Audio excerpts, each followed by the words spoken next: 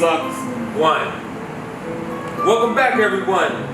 This is Jamal Action Jackson, back with episode 35 of Black Smoke Cigar Podcast. My brother from another mother, Caesar in the building. Caesar. In the building. My man. Back at you. Caesar, how are you doing? You said 35. 35, man. I thought the other day it was 3. Yeah. Then it was 13. Then you got it to 21. Yep. You're 35. 35. Already? Yep.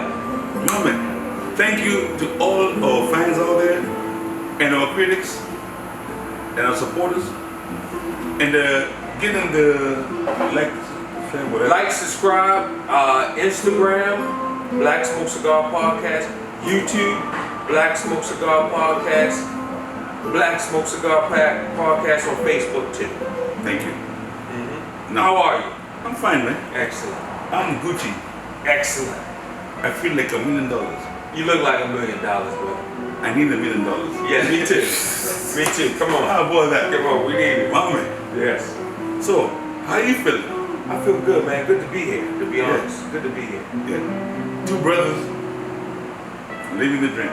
Living the dream at Cortez Cigar. Oh, what are you smoking with? Something delicious. That was like that's a box press. Yes. That's an Andreas box press. Box press. Full body. Karate. I think it's Nicaraguan. Man, that's a good. It's delicious. Man, you got a good taste. Man. You have a good taste, man. Thank you, thank you. I was smoking Brazil 60,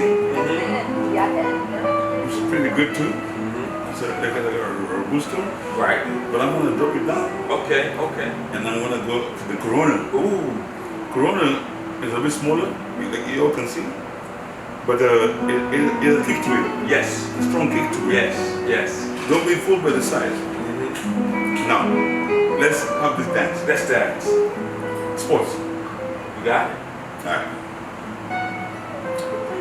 So, the Women's World Cup soccer ended. I think last weekend. You got it? And England played Spain in the final. Epic.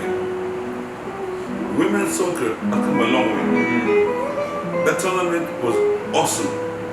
The African teams, I think it was 5 of them, made the knockout round, which was the first time.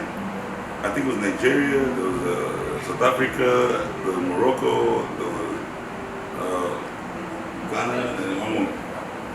But it was amazing. Now, Spain won the World Cup. Beat England. England fans, I know, I understand, I get it. You're talking about it's coming home. I will tell you what that means. England won the World Cup in 1966. Since then, they never won anything. Right. So anytime they have a chance to win something, they say it's coming home. It could be European Championship, or it could be World Cup. And by the way, the women, English women, they won the European, I think the European champions right now. They won 2 years ago. You did it.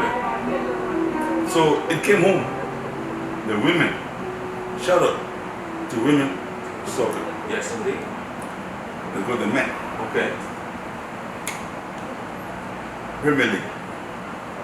There's one, I'm a Liverpool fan. Which means I don't like Everton or Manchester United. But there's one club called Manchester City. Manchester City, year in, year out. Those guys win everything, all the time. I don't like them. 18 straight. But, I like football. I didn't say soccer. I like football. So I have to respect Manchester City because they play in the toughest league in the world. You have the Spanish league, Italian, but the English league is the toughest. So for Manchester City to do what they're doing, I have to give them respect. I mean, just yesterday, they're playing against a low team. for the first time I saw them play the worst game ever. Right. From the goalkeeper all the way. And they won that game easily. Imagine that's how good they are. I want Putin to, Vladimir Putin, forget about, go to Manchester City. Transfer the pressure to City. Anyway, that was a light touch. Shout out to Liverpool today. Our captain got a red card. We were down against Newcastle. We came back and won because the Uruguayan nightmare, Darwin Nunes. The Darwin theory. Am I plagiarizing if I said that? No. The Darwin theory. He said no. The Darwin theory. You will never walk alone. Alright, Darwin soccer. So how you feeling? What you talk about next? Man, I got so much shit.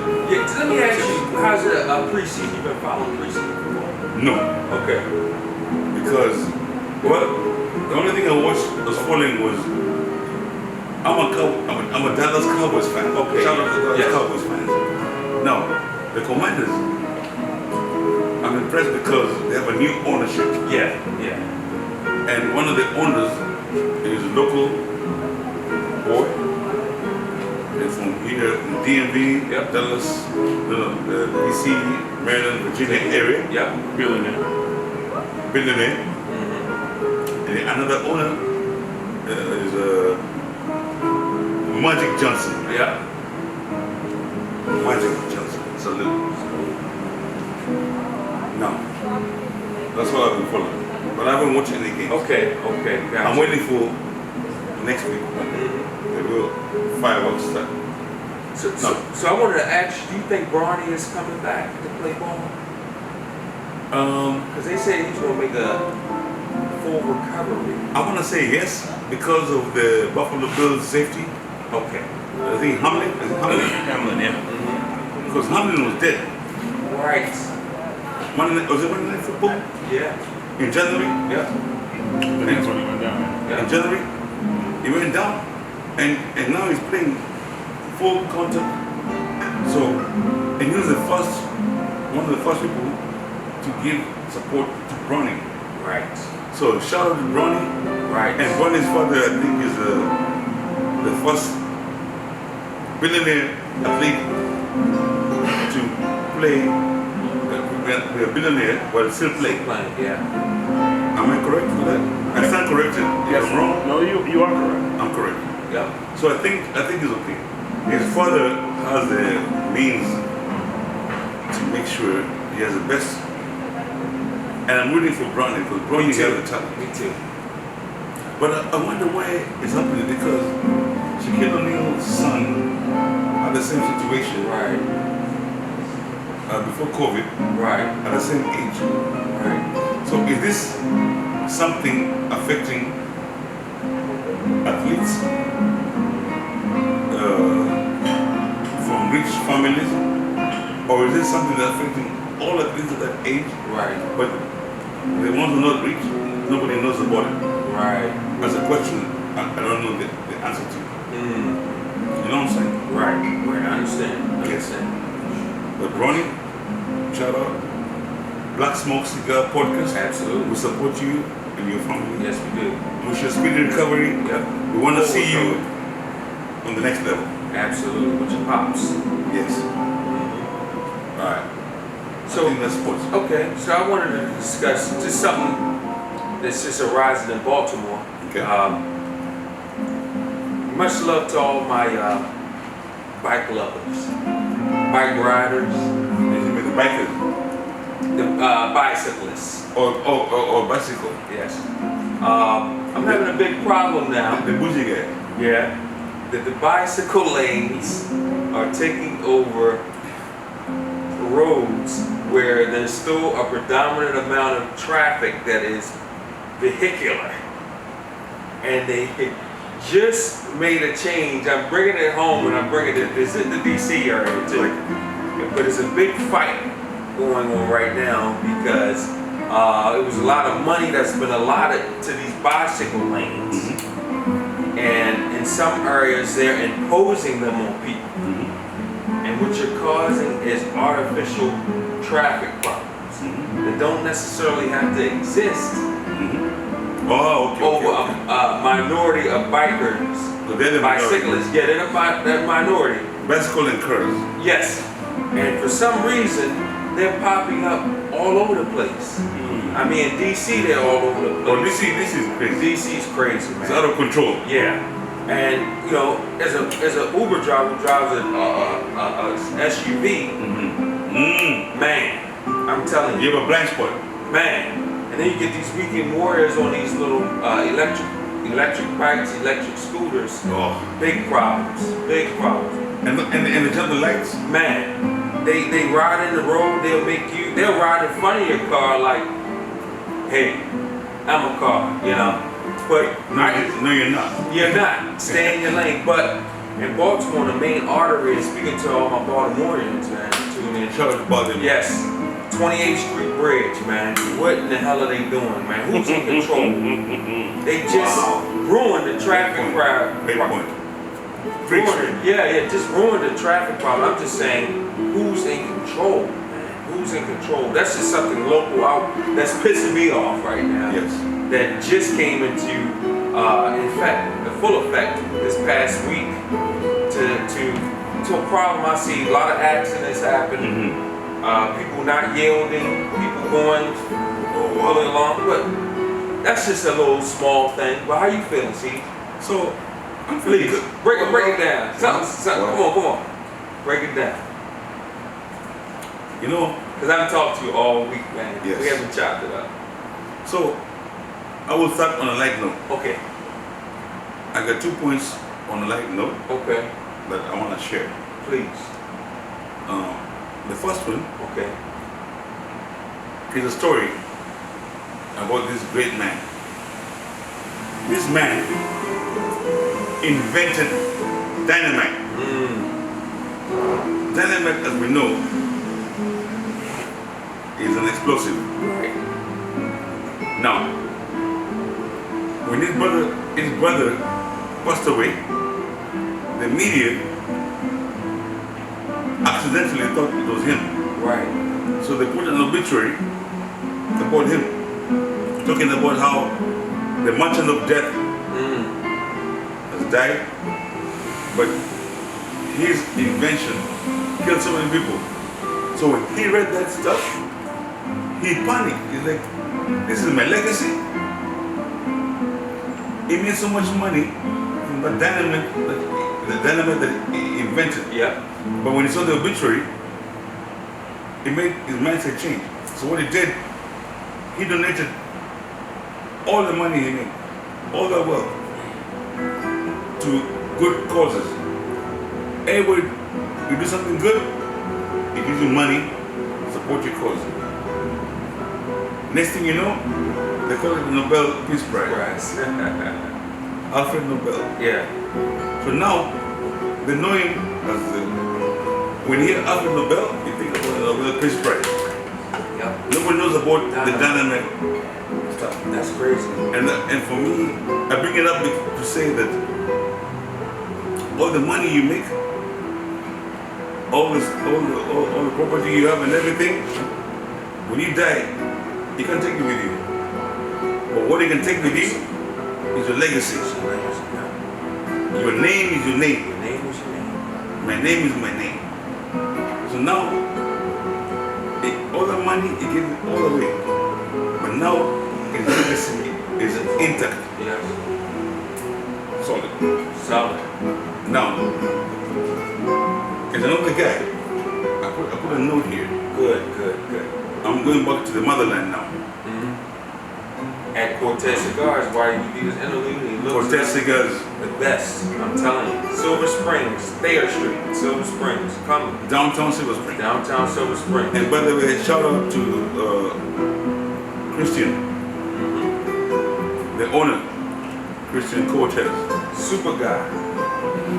For great cigars. 971 Thayer Street. 971 Thayer Street. Thayer. Yes. Come on down. So my second point is this. There's a great African leader from West Africa. His name is James. I'll give you James Agri. Because the middle names are a little bit tricky. They're Kweji. It's coming from an African. Yeah. James Eman Kweji Agri. He was talking about, you see, he was talking about African and Pan-Africanism. He said about the European invasion to Africa, dividing the land. Right. This is Kenya. Right. This is Nigeria. That's Ethiopia. This is no. We were just one land. So he said there should be this farmer. All he did is chicken. The chicken farmer. Okay? And one day, there's an eagle on a nest. One of the eggs fell on the chicken coop. So that eagle egg hatched. So the eagle grew up amongst the chickens. Fed chicken, food, lived among the chicken. As they grew older, it was obvious as they're not a chicken. It's not a chicken. It's bigger and It's an apex. So the neighbor told him, "What's that?" He said, "It's chicken." And the neighbor was like, "No, that's an eagle. It looks like an eagle." And the farmer was like, "Listen, this is my farm. This is my chickens. That, what you call an eagle, from the time it was an egg, was hatched, it grew up among chicken. So it's a chicken." So the neighbor said, "Okay, let's do an experiment." So the neighbor took one chicken, put it on his hand, said, "Fly, chicken, fly." No fly. No fly. The eagle. James agrees in the story. Put the eagle that the farmer called the chicken. Said, "Fly." He was soared and disappeared. So the neighbor told him, like I told you, just because the eagle grew up amongst chickens